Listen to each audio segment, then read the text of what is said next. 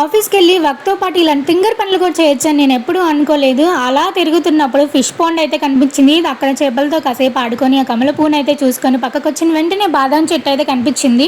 నిండా ఎర్రెర్రగా బాదం కాయలు కిందైతే రాలి పడిపోతూ ఉన్నాయి. వాటిని చూస్తే ఇంకా ఆగుతామా? చిన్ననాటి జ్ఞాపకాలైతే గుర్తొచ్చేసాయి. పక్కనే రాయి కనిపించంగానే ఆ రాయి పట్టుకొని ఆ బాదం కాయలన్నీ ఏరుకొని వాటిని కొట్టడం అయితే స్టార్ట్ చేసాము. మనం కొట్టే కొట్టుడికి అదంతా చిదురైపోయి తినడానికి పనికి రాకుండా అయిపోయింది. బాదంకాయ తీసుకొని మంచిగా కొట్టి తిందామా అని ట్రై చేద్దామా అని చెప్పి చూస్తే ఇదంతా మన వల్ల ఏ పని కాదులే అని చెప్పేసి అక్కడే పడేసి పక్కకైతే వెళ్ళిపోతున్నాము.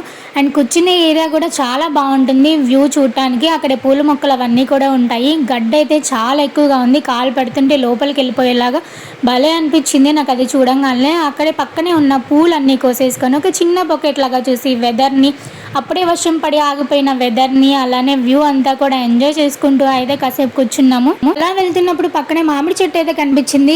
సరే తస్కరించేద్దాం మామిడికాయలు అని చెప్పి దగ్గరికి వెళ్ళి చూస్తే మామిడికాయ ఒక్కటి కూడా లేదు చెట్టుకి. అందరు కోసేసుకొని ఉన్నారు ఆల్రెడీ. సో అదా డిసప్పాయింట్తో ముందుకెళ్ళిపోతూ ఉంటే దానిమ్మ చెట్టు, జామ చెట్టు అయితే కనిపించాయి. సరే వీటి పని పట్టేద్దామని దగ్గరికి వెళ్ళి చూస్తే దానిమ్మకాయలన్నీ చిన్న పిందెలు అయిపోయినాయి. అవి అయితే పండలేదు. అలానే జామ చెట్టు కూడా అలానే చిన్న చిన్న కాయలే ఉన్నాయి. అయినా సరే కోసుకుందామని ముందుకెళ్ళి చూస్తే అవైతే నాకు అందలేదు. ఇంకా ముందుకెళ్తే మూతిపళ్ళు రాలుతాయి అని చెప్పేసి వెనక్కి అయితే వచ్చేసాను. మరిన్ని వీడియోస్ కోసం సబ్స్క్రైబ్ చేసుకోవడం మర్చిపోవద్దు. Thanks for watching.